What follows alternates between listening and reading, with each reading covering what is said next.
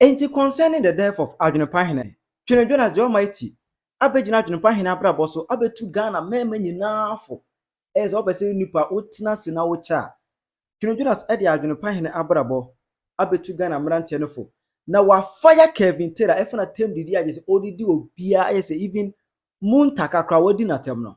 Makachre Muntaka Mubarak. The name so dying me maka on platform iso. Muntaka or your crown for Makachre aswasifo or your criminal.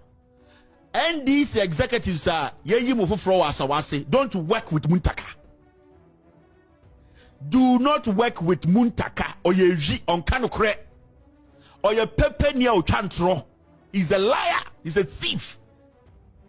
And intina asawasi elections no Muntaka as a member of parliament. Ye baba election not the Jimmy now say or no team or be resign. You see?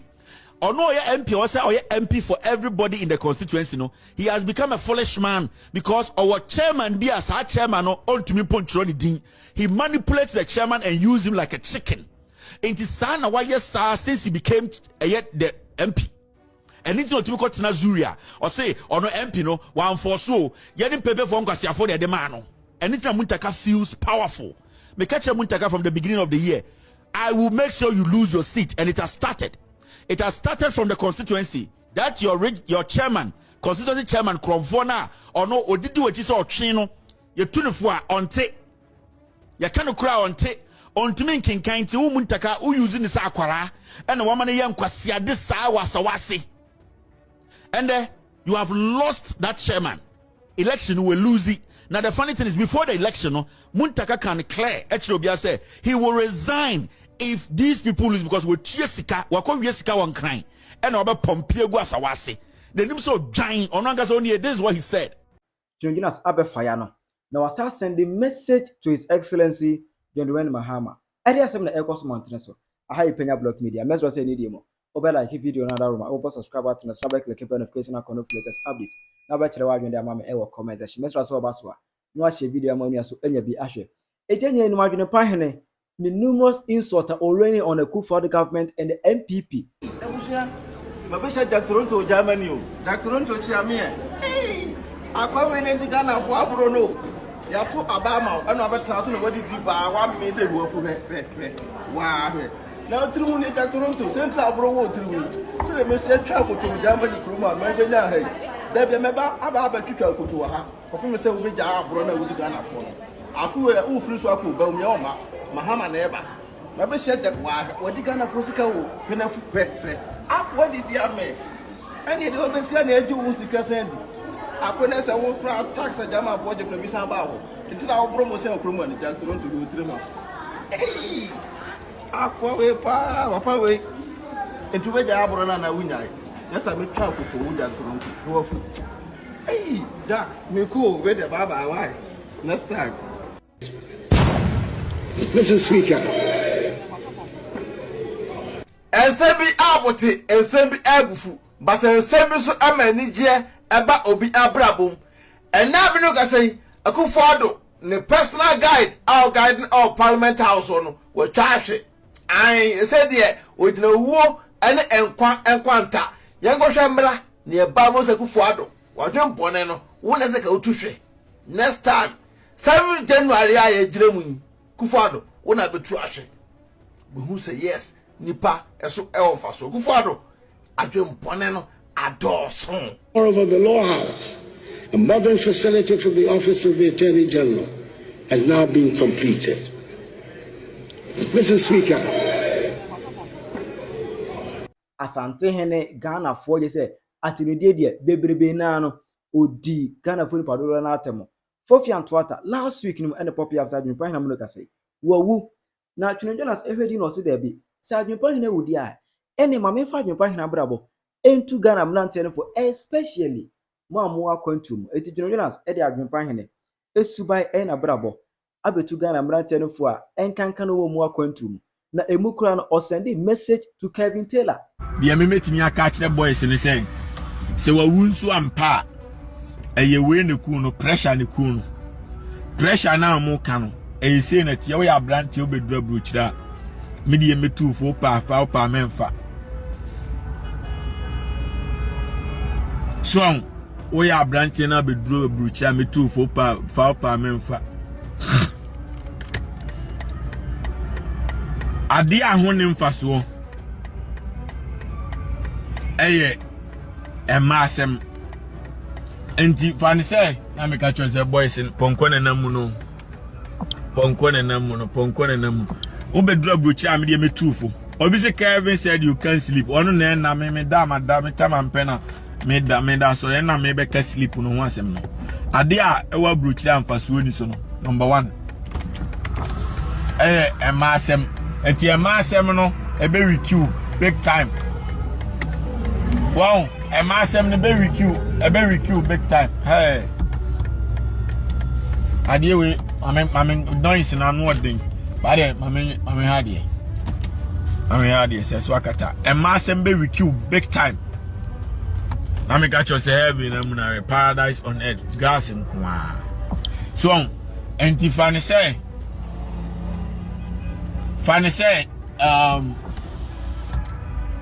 ponko na omde namuno ultimately ponko so na wa chelia nti ponko na omde namuno ya me shabroni ya me namuni paradise on earth. I'm enjoying being rich. Eti emasem be requeue big time. Fani say boy we say no boys no more abrocheni na no omanyem different two ya brand e obi do abrochi before I say konkonyi obi ban make sure say oba no pen powerful real life and konko wo ha no wo ha sa no e wiki boys in too much because fani say oba bia enipa boni ni o enti fani say wo ba ko pe eno no e problem ba ko pe ba say manyim obi wa ha no ubewu enti we do child support na we do child support enti ebasa abrochire na ote no woni asumdue gi se da bia wo ye adwuma ba ko ha na de ya wo kra kese ni se wo ye adwuma na wo di sika ni tiaka eno ya che bibia se wo ye adwuma na wo di sika no wanuma eno enye ya it's never painful. Tisha me say me ya adwuma me nya scam me atoka me pay me dream car me dem me chili. I'm enjoying what you say. Pressure bia na me so because me konkonyi mo bia ba. But boys no o ma Jimmy. Etu ya boy ya Germany ni akura. On cra 5 lucky kranze on mam yenu na wo sa cra 5. O say ne Ghana for sika o say ya Japade o Ghana o say ubewu. So enti ono so ani Jimmy e man so sanya adwuma o abrochien ti se Ghana abrochien e wo se wodi akra ko school anopa ukoye adwuma na wodi support because abrochien light bill ubetua light bill ubetua water bill ubetua obeto atale asha akra ubeto mpaboa ubeto we nkra no so doso won ubetua dan mienu ama because utia de wo ne oyire ne tim na utia baby mama nso dan anse no utia sha support ubewu enti boy no na ntisi wa wu ampa for real eye nana wona no because nipa bia ohia 8 hours of sleep and this for na ma Jimmy Kevin is coming for you. Kevin ni wo mobo New York kro bo bayira we kurasi ni oni onim ha o New York bo bayira munga say ya onfa na brewa no mi ni abrewa da onfa ni bro ni abrewa na wa be fa na ma ni ye nani ma no bro ni abrewa na o he ni ma no onfa ni mra New York mi di BMW be ba be fa no onfa ni mra ni ye mo no ye mo ni omra fa ni mra na ye ni ni mom mi ni Kevin Taylor ni bro ni ni mom onga nye no service onfa ni bro ni ni mra na me fa ni try di abrofo amere wa free because me di abrofo man free me pa abrewa I did try hard here. So, and with that being said, let's get into it. Obviously, also if you talk as if we are illiterate. People, there's no like restriction on people that watch you.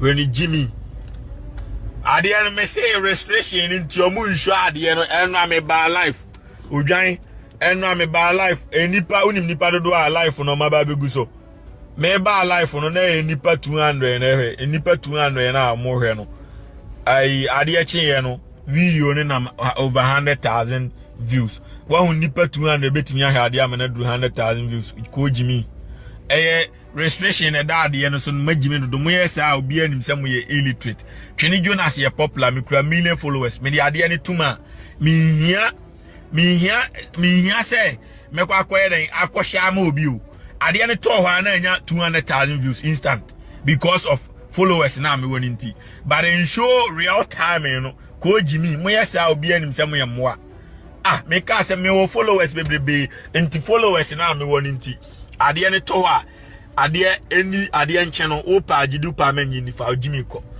followers na me want followers no me hia say me share adeɛ no et say me the picture bi ato me page no so wo he picture na me post ye no wo le ma me kire ma adeɛ omo magime no nti we picture we na me post picture no picture no nipa more than 20,000 na like you but they show 7,000 per we adeɛ wo he picture we me post ye and the person on my hair, I'm like it. Oh, picture now, saying, Nigana for 7,000 people now.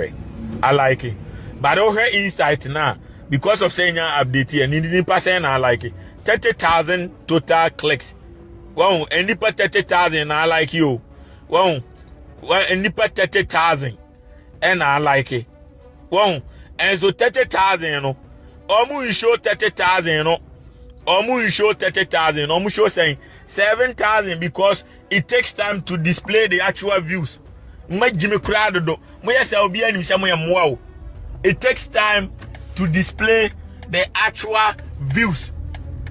And instead of saying, my life I can show real time 20k, 40k, 30k, no, and show Sabio because a show less than half of that. And 30,000 likes, I mean, a show saying.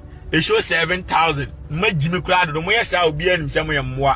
Until Jime, until I make a sema, I didn't do baby become me a superstar. Until me here followers bio, and I mean here views bio because already no me will views in that or romantically in a Macasai and I'm some year superstar. No boys in the sharing in our TikTok. Now face or more share Instagram, no more share or Facebook or Kokasa. Obi and Wobe share. Because on your bia, wow, Oma make okasa, Obi and fan share because on your bia, maybe a superstar make a seria, Obi a share, every namunari and Bishop. And Timakasari, no, Obi a share, Nam Jimmy Crado. And Titi no cre, call Jimmy, call money. Wow, and until I make a seria, TikTok, Obako, Bia, no Bia, the attorney page, become me a superstar, and me here views in the bio.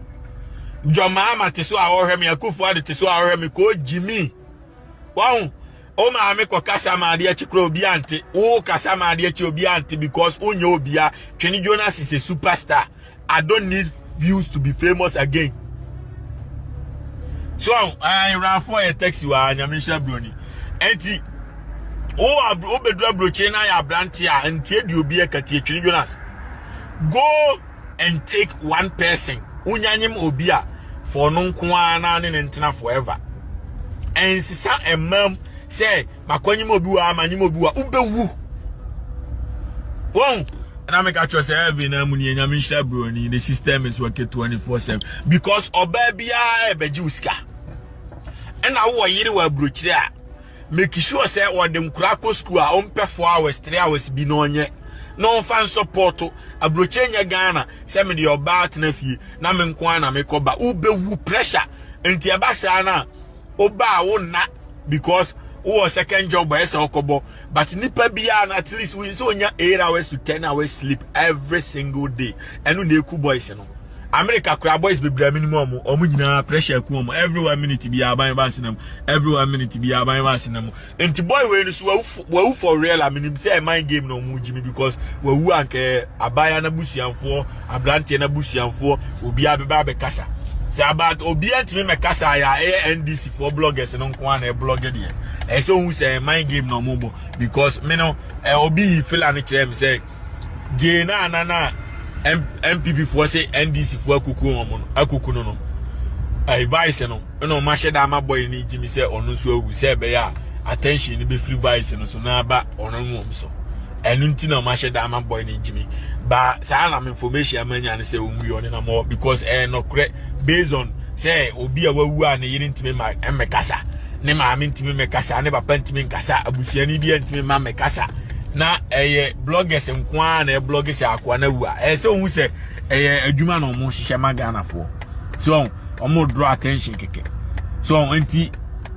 with that being said na me catch them say we are brantie na bedura brochire a ade a eho ne mfaso ye maasem emfa maasem nsi wani so nya sa wunya kaprento hoda obeka say abayifo na eye wonya abayifo bia na eye because eka no mbeso ade abrɛ saa anti make sure say wajimi na pema fa ba ko pɛ woni ne wo a ene ne ntena saa say be ya no kanu eye low than say wakofa biwa na we wanyim obi wa behind $9,000 amano wanyim obi wa behind 9,000 100 no wie yo be feed no kwasi akwan kakraka no eda wo mfa foforo so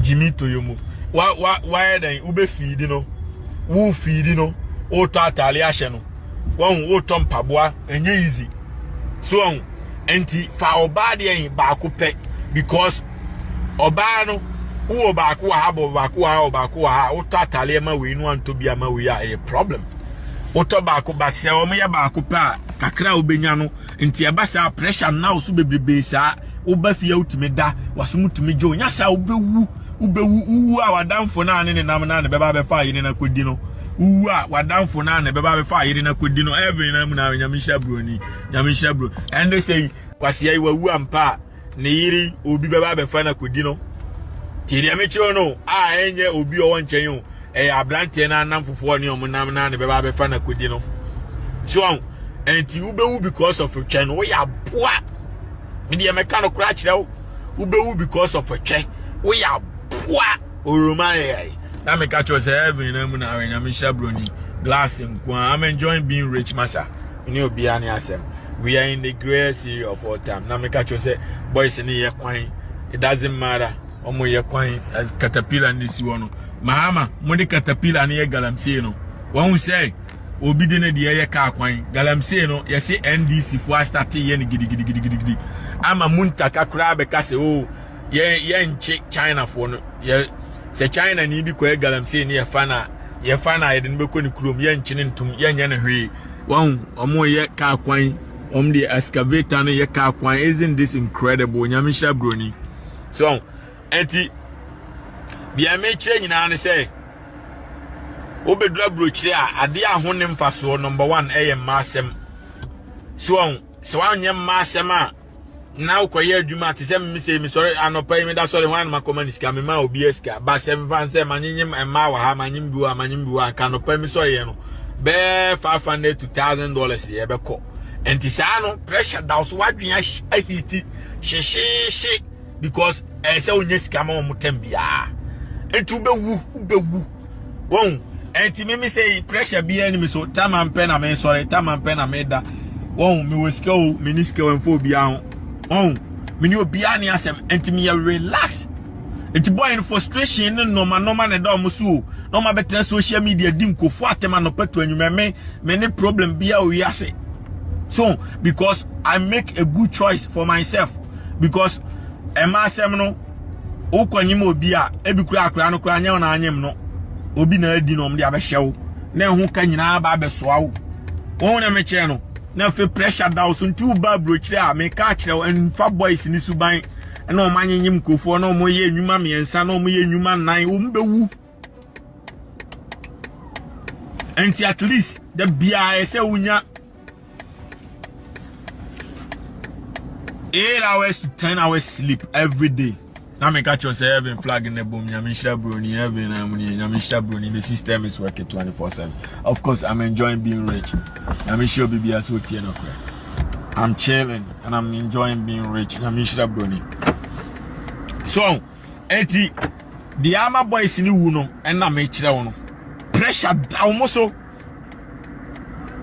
ukoto empaboama afia eba se otobi man ya aba because weekends no ya ede ne ba na obehu se afia ba hye atale we na ne ba ne bia a problem enti se open ma fa oba ba ko pe no matter what emo bia na ada ena ukwanyem ba ko a bomode na tena ono aho saa eba saa e ka no esote e reduce ena wo yiri a make sure say obema na koye adwuma because number 1 no say oni fie or the akra ko school and now the akra ko school now yiri ni fie a light bill nyina a stop light nya adwuma bio because obia nkoso TV obia nkoso hwe enti at that moment no ba na kono so no so benya sika akra oba ni sika no onfa ma okra nya hwe eno ebeboa ma oba no ka bi a ne ntaale bi ne mpaboa bi ne pad bi ne brush bi ne triwi bi hu sika no ono a betimi anya sika toto dan se bibia ebe ma no nko bibia eba ubewu timon function nso memi se me ba brochi amaye ya me ne hawa metimi twi BMW no eye right decisions a me make ye no eno na aboa me buy na me di jimi di follow Ghana for jimi no bi ena manyanyim kofo ena omde me nam court ena da bia court ena misika me ye adwuma nyanyina me ginam ni tuaka ena de ye ya no say car kura no akoto a unim say early 5 years ma tua wie bosia fie no akwaje a unim say fie na bosia any 15 years no tua wie na ukwanyim obi ba utuaka no forever untua wie da enti utuaka abra unya hwe ka de say utuaka abra unkofa fom unkotua Uber unkotua taxi unkotua hwe enti indirectly na save you sky in a long run enti ka de mfaso kra wo so but ena efie so de onim say 15 years utua wi a daache oba akokura na mpefie no kura betimi aton asan anya usika back anya moho but say wanyenyim nkrofo ma ne de utu sika ne gu kwa sika ne san ma bio daache ombesan be du atema san gu so wa mobra enti ye careful na ye investment nye sika gu owie ansan no akopɛ oba eno nso mpɛ oba akwadwofo pɛ oba ne nsaka ne nanka na ne ntena na momobra nyase a ubewu enti abrochi aden no dodo na anya abrochi na aden o eye jimi decision me say me no me je akatua me vanze me je $1,000 me je $100 per hour me make sure say 100 na amaje no emu 70 come savings account straight emu 30 ebeto petrol na atua me nanka na atua me light bill tiri ameche no enti sa 70 no a me boa no boso me nso na maboa sika bebrebe me maso na makoto fie na me fie ni bia ma han na han nso sa di sika na back enti enu ntina me han dan no me save sika sa na mkoto me fie simple me obi ani asem me save sika na mkoto ka manya adwuma mfa sika na ansani obi manya adwuma mfa sika na ntuaka enti avoid nkwasiaka nyesa ubewu enti omo abroche rough no sa no ma we na ne ku omo me dey meka no kure na kire o obi say why did you end the first life and one end the romantically minim the entire years about say network issues and software issues just ekasanto aso and was last week and the poppy said Adventist Senior High School wo Kumase Bantama student be a friend amoaben editu ekwo class emo toye no etu no aka adwapana Suzy ani amesi ada adwapana nani efra ne sa emu no Twene Jonas kire say Mahama enya hard na wontimi nkochi young down school boy no na wonchi ni parents nyina nka ho ena na me catch the John Mahama say almost SDA school teacher for one headmaster for na tena say ama akura bi akoto abaya bi tuo amana ni efra make sure say obema teacher for no